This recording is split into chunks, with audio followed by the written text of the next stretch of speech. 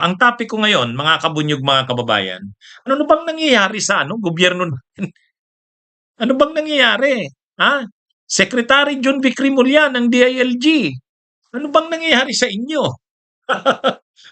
Para, ha? Ano yan eh? Wala. Ang dami ng mga pugante ang dinaaresto. Ha? Mga high profile na mga fugitives from justice. Ha? Ano bang nangyayari? Napapahiya na ang gobyerno. Ha?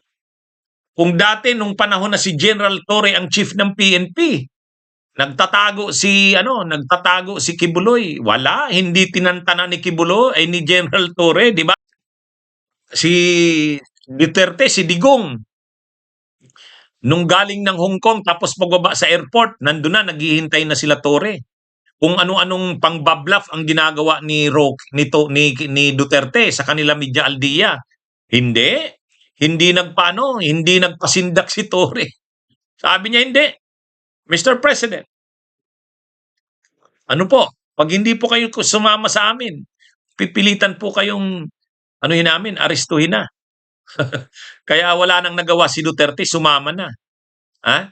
Nung medyo si Media Aldia ay mayabang pa, ha?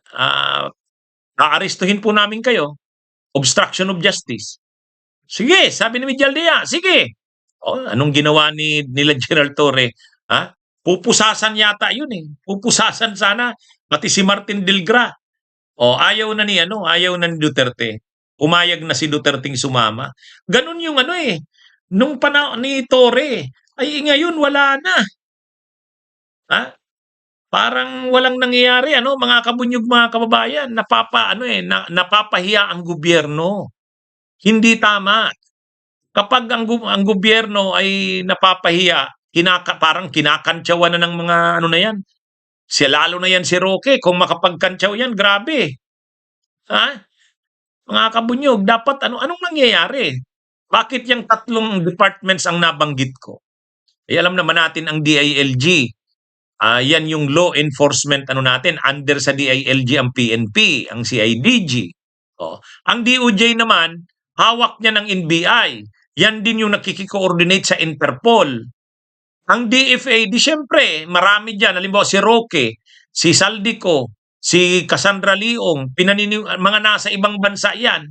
Malamang nga si Atong Ang nasa ibang bansa. So, DFA yan. DFA. Ngayon, anong nangyayari? Grabe to mga kabunyog, mga kababayan. Kaya, ano ito? Pag-usapan muna natin itong si mga kabunyog. Pag-usapan natin itong ito munang si Saldico. Si Saldico, kung titingnan mo, ang napapahiya diyan si John V. Crimolia. Nung una, sabi ni John V. Crimolia, alam na namin kung nasaan si Saldico, nasa Portugal siya. Nandun siya sa Lisbon. Hindi siya nakakalabas dun sa exclusive na village kasi binabantayan namin siya. Mayroon na tayong mga tauhan na nandun. Kaya hindi daw makagalaw si Saldico.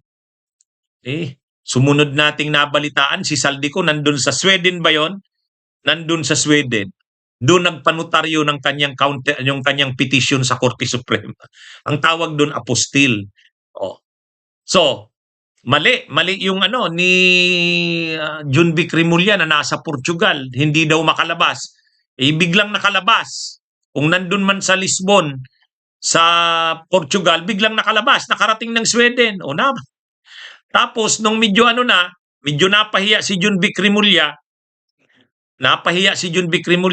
ang sabi niya, hindi na namin trabaho yan sa DILG, sa DFA na yan. Sabi naman ng DFA, hindi naman sa amin lang yan. Dapat tulong-tulong tayo. Ay, nagtuturoan na. Ang malala naman ngayon, itong Korte Suprema. Ito namang Korte Suprema, itong Korte Suprema, Nung nakaraan, naglabas ang Korte Suprema nung tinatawag na, anong tawag doon?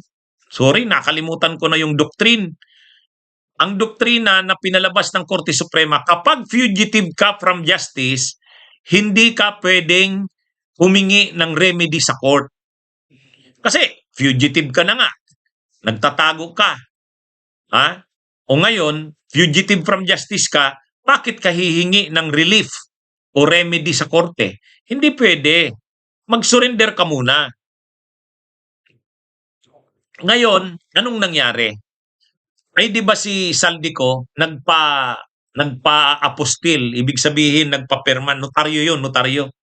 O ngayon mga kabunyog, yung pinirmahan ni Saldico doon sa Sweden ba 'yon? Pinanotaryo niya doon sa Copenhagen? Denmark, Denmark. Sandali, ano bang tama? Sweden o Denmark? Sige nga, tulungan niyo nga ako. Nalilito ako. Saan ba pumunta si ano? Sa Denmark o sa Sweden? Stockholm, Sweden 'yun ano? Anyway, ngayon mga kabunyog, mga kababayan, doon nagpa-apostil si Saldico. Bakit importante 'yon? Kasi yan yung petition niya sa Korte Suprema. Hinihiling niya sa Korte Suprema na yung mga i-quash yung mga kaso niya, kung ano-ano. Sino ang abogado niya? Si Attorney Roy Rondain. Ay kailangan, bago ma-submit ni Attorney Roy Rondain, permado ni Saldico. Ngayon, ang problema, kailangan yung notaryado, notarized. Ang nagno-notarize niyan doon sa apostil nga ang tawag diyan. Sweden, sabi ni Jericho Alcazar, sa Sweden. Ngayon, nakapagpa-apostil si Saldico, pinadala ngayon sa abogado niya, yung abogado niya nag-file sa Korte Suprema. Ang Korte Suprema naman, tinanggap yung petition. Ibig sabihin, dapat nun dismissed outright. Hindi sa pinapangunahan natin ng Korte Suprema, ha? Hindi sa ganun.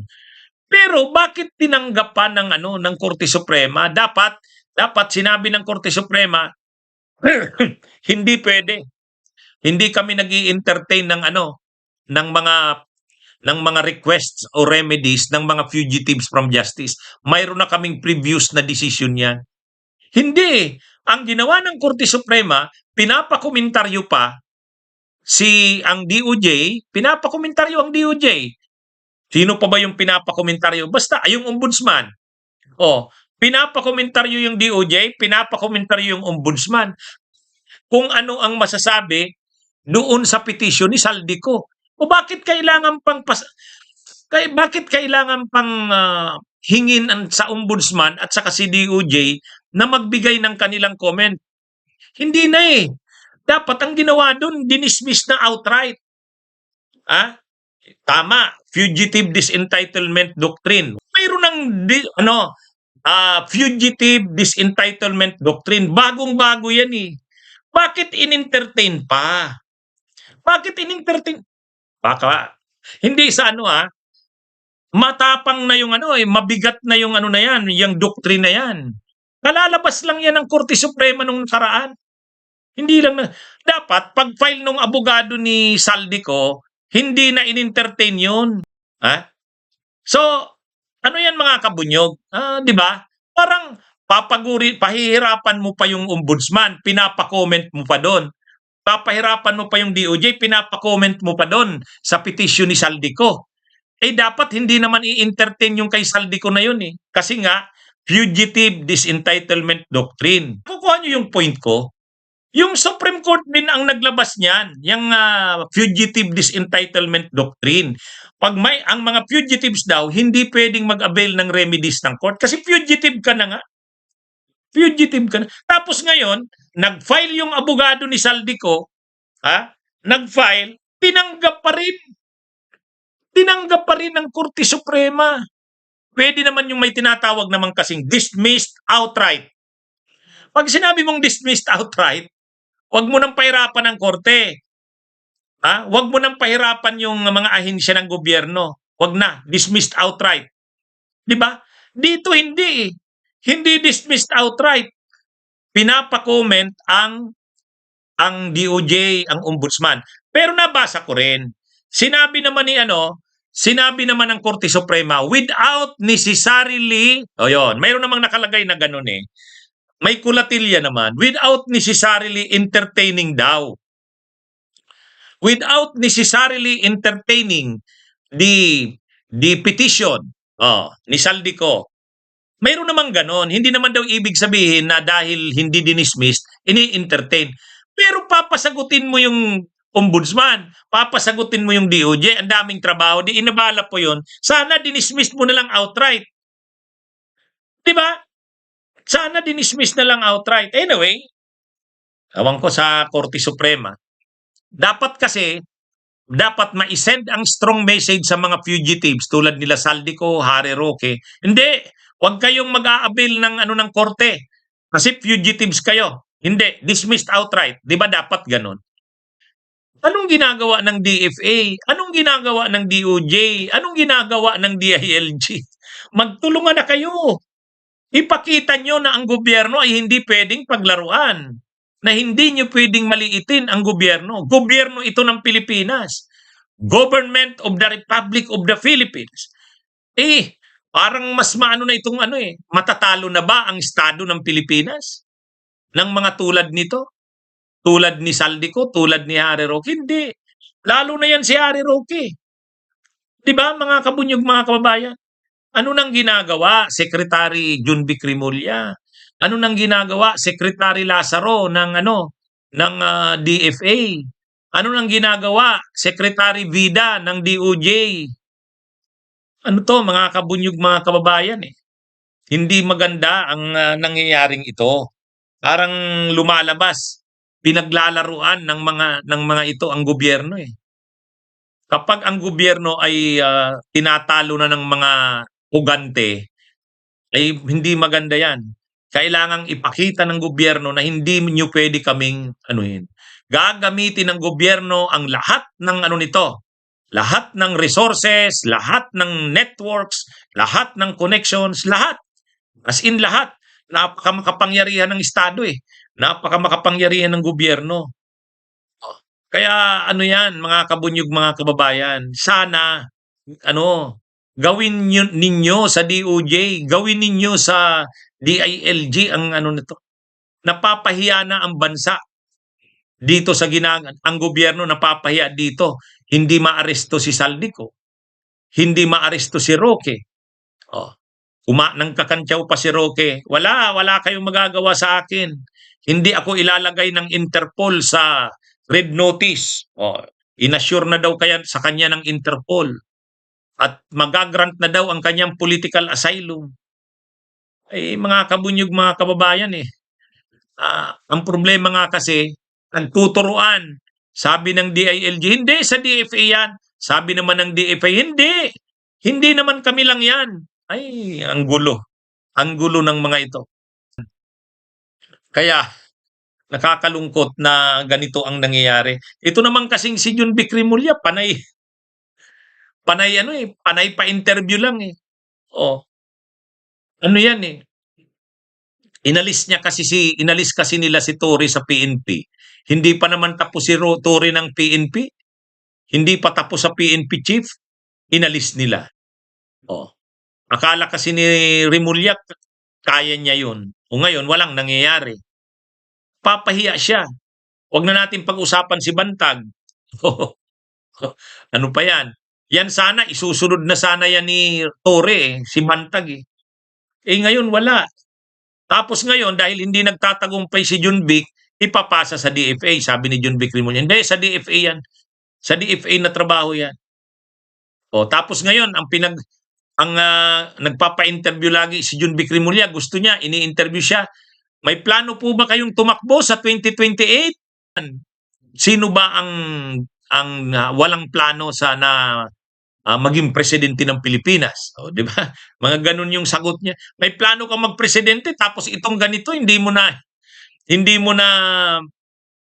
na nagagawa yung trabaho mo. Paano ka magiging presidente ng Pilipinas? Di ba? Kasi kumakalat na ngayon ang dapat daw na kandidato ng administrasyon si Junvic Rimulya at si Vince Dizon. Mga kabunyog, mga kababayan. Nakakalungkot.